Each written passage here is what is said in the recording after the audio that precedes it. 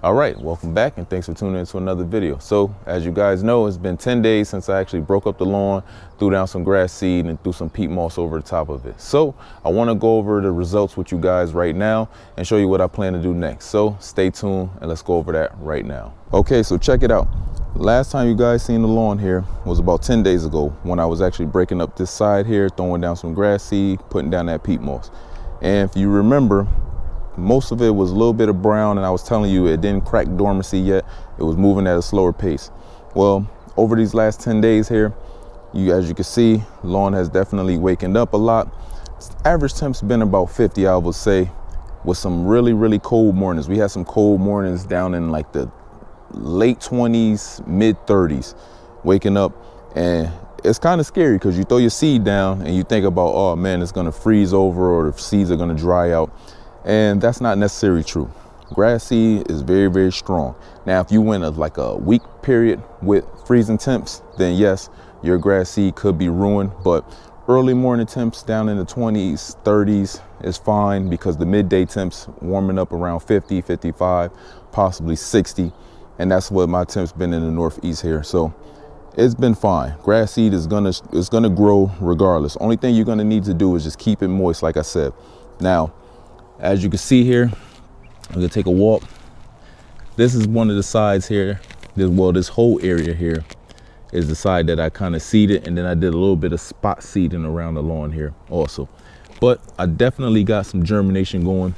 If you check it out here, got some baby grass right up in there, starting to sprout. Now, that is a good thing. But don't be alarmed, because if you see grass seed sprouting in one area and then you say, well, I seeded over there, I don't see anything sprouting, that's gonna be, it's okay. Don't get scared, don't be alarmed. Grass seed all germinates at a slower rate. Some will germinate faster than others.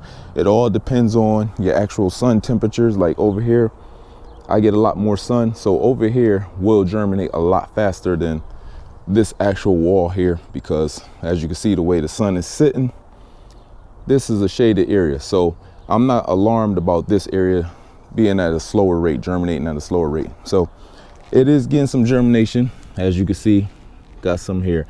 Now, I did not throw down no starter fertilizer at seeding because, like I said in the past, I do not want the existing grass to feed on that starter fertilizer faster than the actual seeds can germinate, because that existing grass is already waking up, the roots are waking up.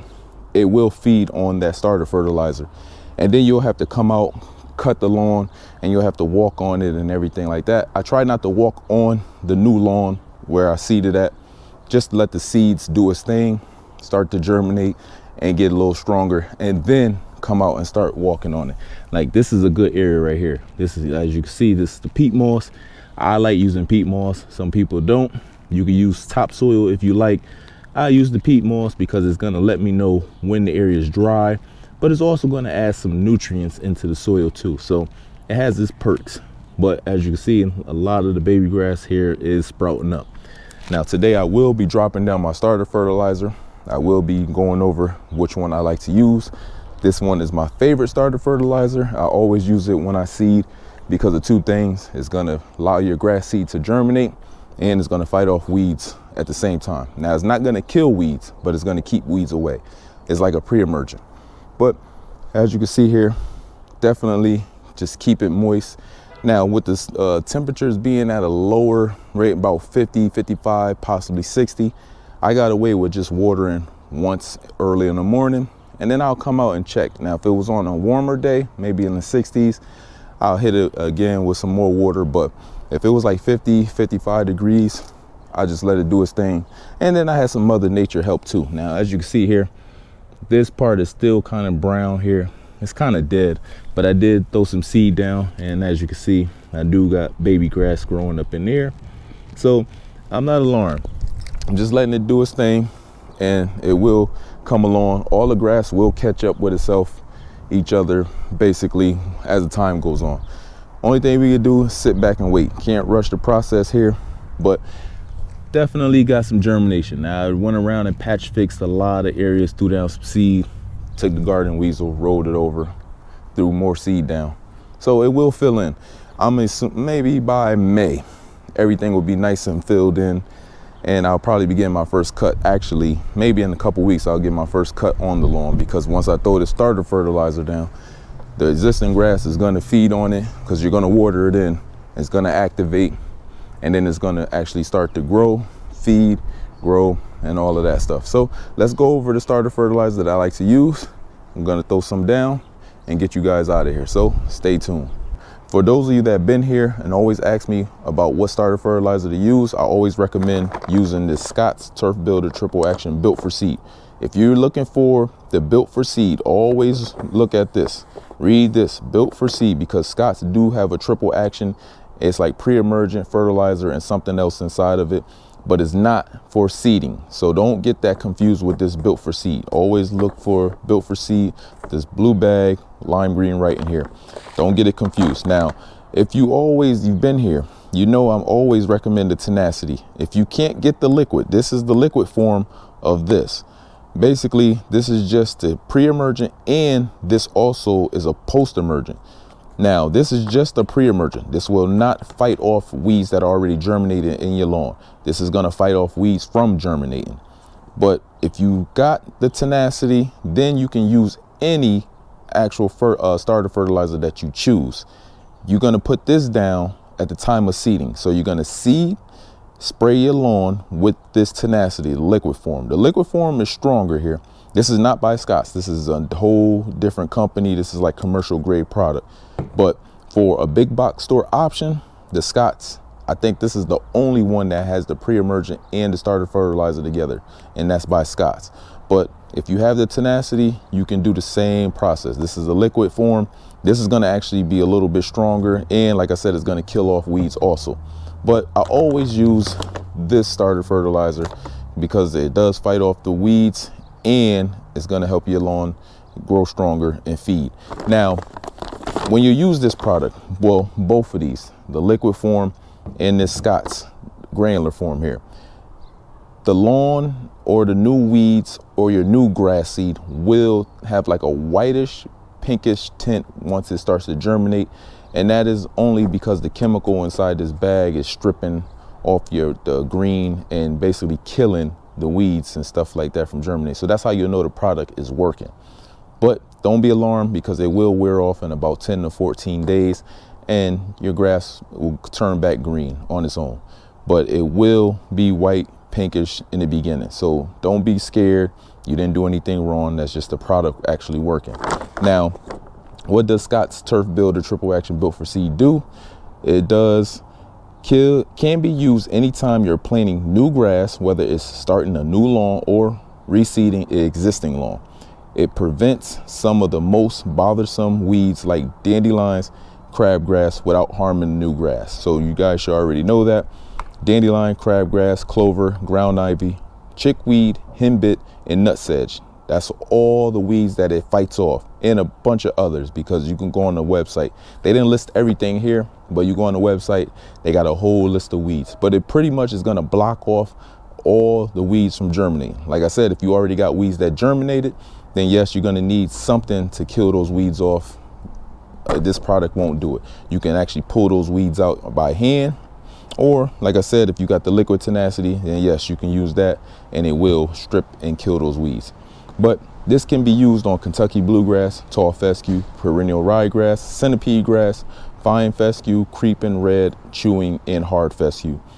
I don't know about Bermuda grass, is not stated here, or St. Augustine is not stated here. So maybe if you go on the website, it might have some more directions up there, but I'm not sure. It's not listed on the bag here. But if you're using this product, you're going to have to use 4.3 pounds per 1,000 square feet. So 4 pounds, 4.3 pounds of this product per 1,000 square feet. So my backyard rounded up is about 2,500 square feet. So I'm going to use about 11 pounds of this product today. Now, on your spreader settings, if you have a regular broadcast spreader, 4.5 on your regular broadcast spreader, that's the spreader setting. Now, if you have a drop spreader, you're going to use 7. And if you have the Scott's Wiz spreader, that's that automatic one, you're going to use 4 3/4 to spread this product down. So it's basically self-explanatory. Like I said, knowing the square footage of your lawn goes a long way, because now you can get down the proper amount of the product. Why the product won't work is if you underuse it. Now say if you like I said, I got 2,500 square feet, I need 11 pounds of this product. Now for me, if I use maybe 5 pounds on 2,500 square feet, yes, the product is not going to work because the product is spread too thin. You need to get down the proper amount. So that's where this bucket and luggage scale weight comes into play here. I always show you guys how to measure out your product. So you're gonna just take your product, you pour it into this bucket here, and then you're gonna basically weigh it out like that. And you can use this method for all your fertilizers here.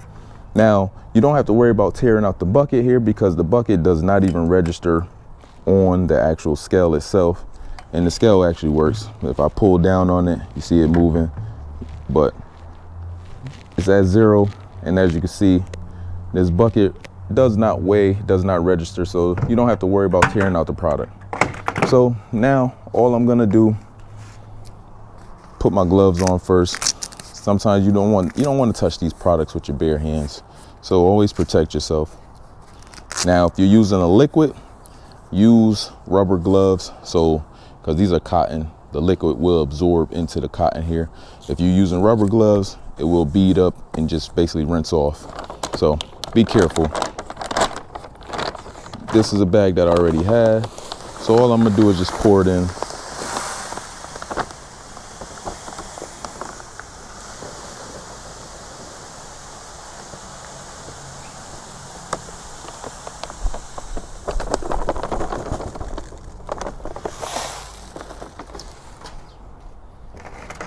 Pick up my scale. And now it says I have about 5 pounds of that product inside this bucket here. So I'm gonna need another 5 pounds, 6 pounds to go with it. When it comes down to pouring your product into the hopper, make sure you're on a solid, flat surface. Never pour over your grass here, because if this hopper falls while you're pouring your fertilizer into the grass, you're going to be in trouble, because it's going to be hard to get that fertilizer up, and you're going to cause fertilizer burn because it's going to be too much fertilizer piled up in that one area. So always flat surface, just like this. Now get close up on it. Now let me show you the product, because I didn't show you that. This is how the product actually looks. This is Scott's. So Scott's Perels are a little bit smaller than the average regular fertilizers from other companies. So they spread down very, very good and evenly if you're using the proper spreader settings. But you're just gonna pour it in your hopper just like this.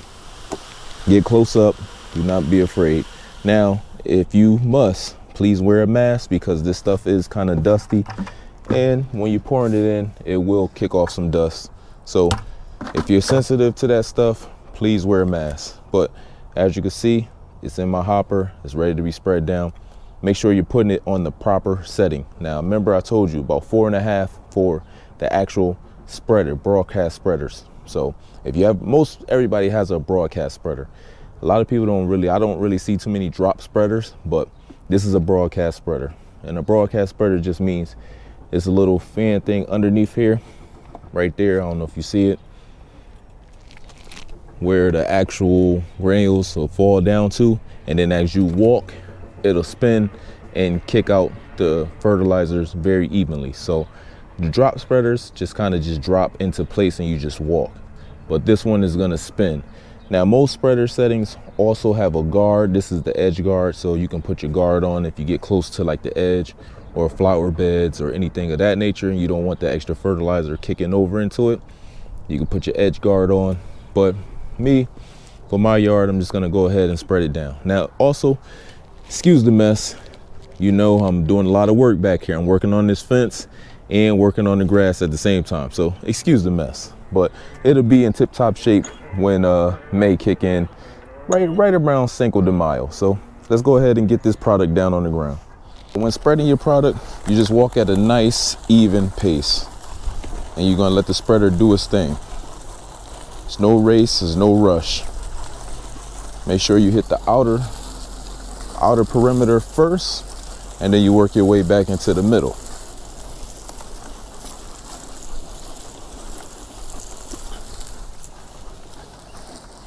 And it should take you about maybe 1, maybe 2 passes to get all your product out if you actually measured it out the right way.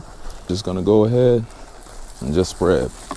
Try not to spread too heavy in certain areas because you don't want the product clumping up. And then, like I said, you'll cause fertilizer burn because these products are basically salt products where too much, it will burn out the lawn. So if you ever got like burn spots in your lawn from fertilizing, it's because you over fertilized that area. Now you can go start working your way inside.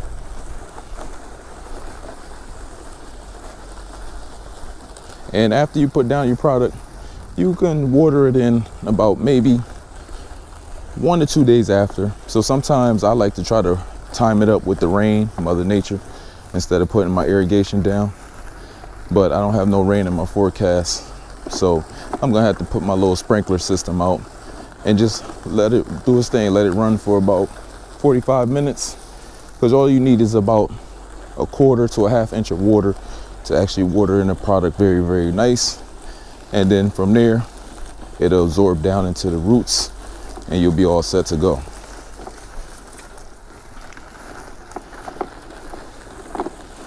My lawn looks like crap right now, but trust me, in about a month, I'll be back in business. And it's that simple. All right, so I hope you guys enjoyed today's video. If it helped y'all in any way, please like the video, subscribe to the channel, and stay tuned for the results. This yard will be ready by, like I said, Cinco de Mayo. Will be kicked in full gear, and then I'll be going on from there showing you other things. So stay tuned, take care, and thank you for watching. I'll see you again.